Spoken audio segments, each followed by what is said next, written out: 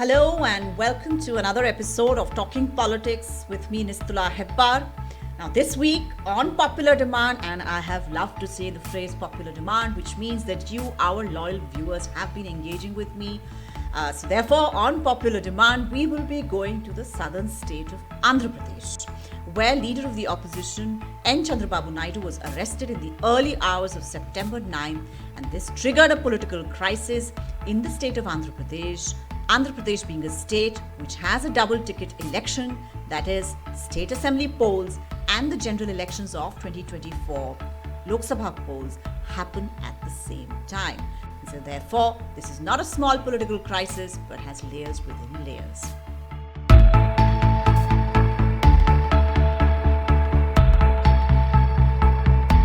Hi and welcome back, and as I said, we will be looking at the political aspects of the arrest of Telugu Desam Chief and former Chief Minister of Andhra Pradesh Chandrababu Naidu for the politics of the state and also the dilemma faced by the BJP on who to choose as an ally in a state where they have negligible presence but which does send more than 20 MPs to the Lok Sabha. So should you choose a neutral YSR CP or former ally, later adversary, the Telugu Desam Party, which is also sitting on a caste arithmetic which is coveted by the BJP. Now, as always, let's begin with exactly what happened. What is this sequence of events?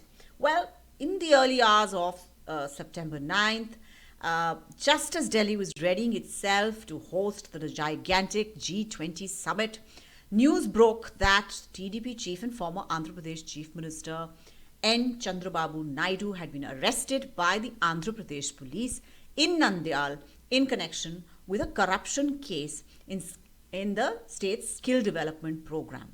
Now, according to the CID, the alleged fraud had caused a huge loss to the government of Andhra Pradesh in excess of rupees 300 crores.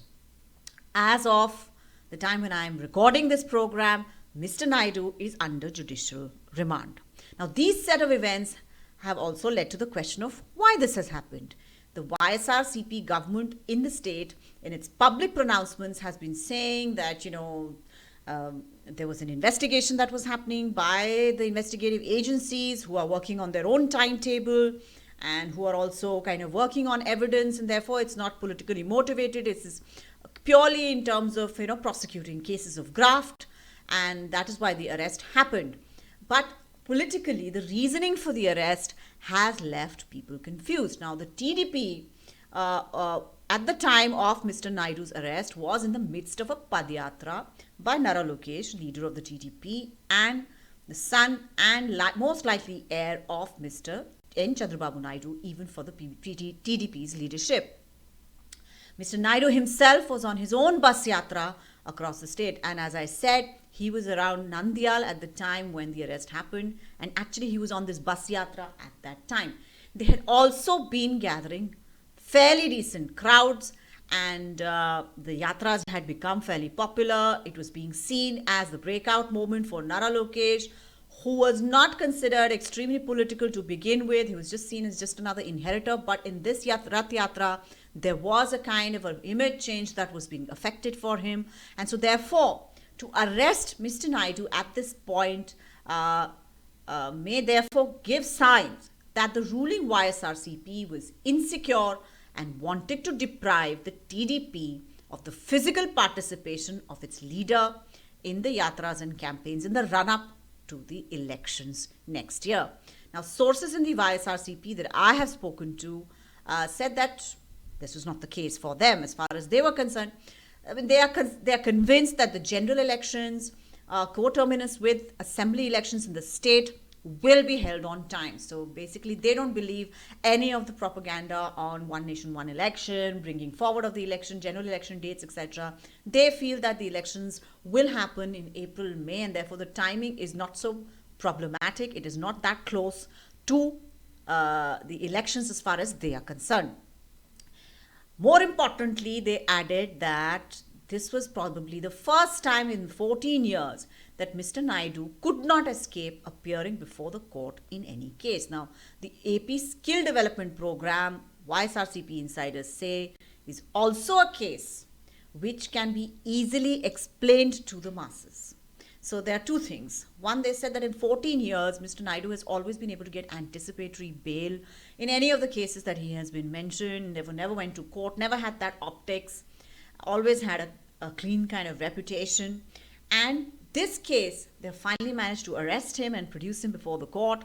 And they said that in this case, it's pretty easy to prove culpability as far as the evidence that they have, and to also easily explain it to the masses. That is, the all-important political stickability in the public consciousness is present in this case.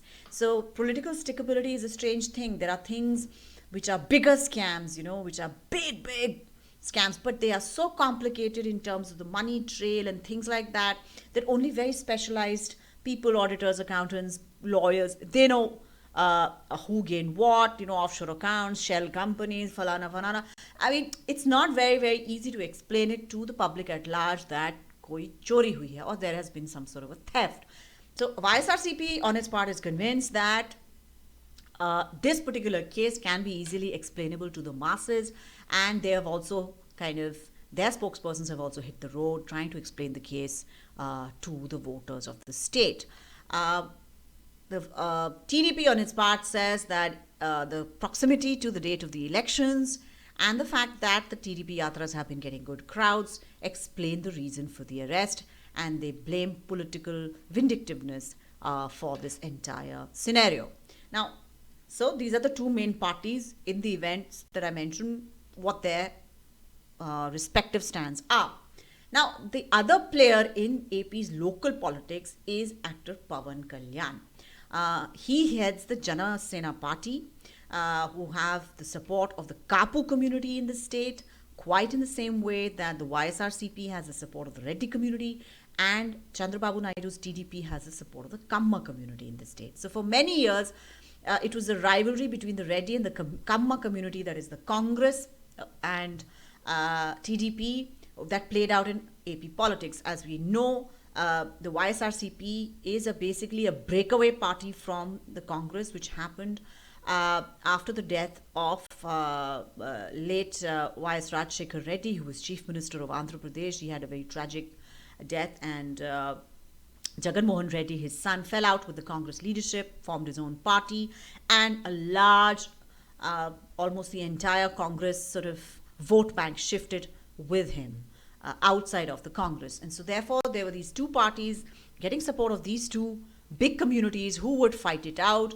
and the deciding votes used to be, the scheduled caste, scheduled tribes, Dalits, and the Kapu community. So in this situation, in this scenario, Pawan Kalyan had emerged as a new force who got the vote of the Kapu community, and he was completely aligned with the BJP-led NDA in the past, but was always very close to TDP. A lot of people said that he was actually placed in the NDA by the TDP to wait for a time where the TDP could also be accommodated in the NDA. Now, I don't know whether that's true or not, but wiser people than I, who have better understanding of state politics, have basically told me this.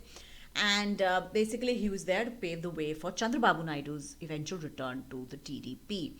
But he lately went and met Mr. Naidu in jail at Rajamundry, and he has declared support for Mr. Naidu, and he has said, I'm going to be fighting elections with the TDP in alliance with the TDP. Now, it is at this point that things become delicate for the BJP. BJP as a political force in Andhra Pradesh has a very negligible presence. As I said, they don't command the support of any of these three big communities, which is extremely important if you want to make headway in mass politics. But it is powerful as the party in power in New Delhi. Central funds can make a lot of things go easier. Now, Pawan Kalyan, as an NDA ally, declared support for Mr. Naidu, as I said, and therefore it begs the question of where will the BJP throw its vote? Will it hold on to Pawan Kalyan and just facilitate the return of the TDP to the NDA, or decide to break with Pawan Kalyan say, okay, you go with the TDP, we will be on our own, and we want this kind of passive support of the YSRCP. It's worked out pretty well for us till now, and we want to stay with them. Now, basically, the problem here lies that for long, Mr. Naidu had been trying to get back to the NDA after having left in a half in 2018 and then losing power. So there are all these competing interests, and BJP has to think about who it wants to keep and who it doesn't. So, as I said, the BJP had managed a good working arrangement after the exit of Mr. Naidu with the YSRCP. It got crucial support from the party MPs in the Rajya Sabha on tricky legislations like the Delhi Ordinance, and did not even need to grant ministries to the YSRCP. This was support from the outside, and basically just negotiations for parliamentary support. It worked well for the BJP, and they left YSRCP alone. And YSRCP was actually quite happy with this benign neglect. YSRCP government has got 11,000 crores, a good package from the centre for various projects in the state. That also has worked in keeping this relationship sweet. Now, in the past, BJP had its own experimentation with wooing the Kapu community. It had appointed a leader from the Kapu community as its AP state unit chief, but it did not work out at all. And lately, it has appointed former Union Minister D. Purandareshwari, sister-in-law of Mr. Naidu, and a Kamma leader herself as the Andhra Pradesh BJP chief. Now, what signal does this give? The signal that it gives is that in the long run, it hopes to profit from the decline of the TDP whenever that happens. So let's look at the behavior of the BJP in this scenario. The BJP was quick to condemn the arrest of Mr. Naidu, but it did little else. It even kept away from the day-long protest bandh called by the TDP against the arrest. Clearly, there is a struggle within the BJP between a long-term strategy for the party to grow in Andhra Pradesh and its short-term tactics aimed at the 2024 polls. The short-term tactics, of course, dictate that you get Chandrababu Naidu and Pawan Kalyan all in sight, have a nice ticket distribution arrangement, and get a couple of seats in Andhra Pradesh. Now, but as a political party, it needs the support of a powerful community bloc like the Kammas. Say, I can only compare this with what happened in Karnataka. So basically, they are waiting for a Karnataka moment where the decline of the Janata Party, the split in the Janata Party, and the breaking away of Lingayat leadership from the Congress, which shifted to Janta, and then when the Janta split, it went and attached itself to the BJP. That is what the BJP is waiting for in Andhra Pradesh as well. It wants one big, large chunk, demographic chunk, one big caste group to join them, to make any headway, to grow in any sort of way in Andhra Pradesh. And therefore, it is watching the political winds blow, how the political winds blow in Andhra Pradesh in the aftermath of the arrest of Chandrababu Naidu. If Mr. Naidu gets sympathy from the people, the BJP can consider an alliance with his party as a short-term tactic for 2024 polls. That because the 2024 polls, where the Modi government is seeking a third term, is going to be an extremely polarized one. There is an India bloc which has been formed and looks very set to come to a pretty reasonable working arrangement to take on the BJP, and therefore this will be an election where the BJP will need every point percentage of vote to fall in its favor.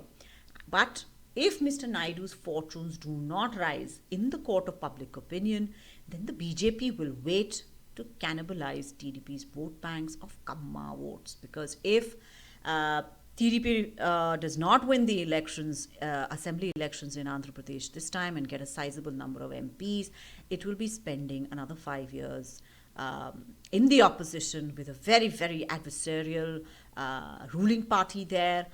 Its cadre may scatter, its leadership may look for a stronger sort of friend for protection, and the BJP with the central heft that it has may come in if it wins the 2024 election. So there are all these moving parts to this story.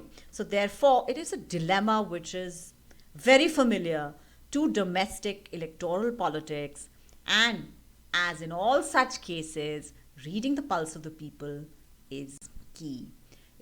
Therefore, it explains to a very large extent the BJP's silence at the moment. Which way this will go will be clear in a few months, and we will be there to track it. Till then, keep watching, and I'll see you next week.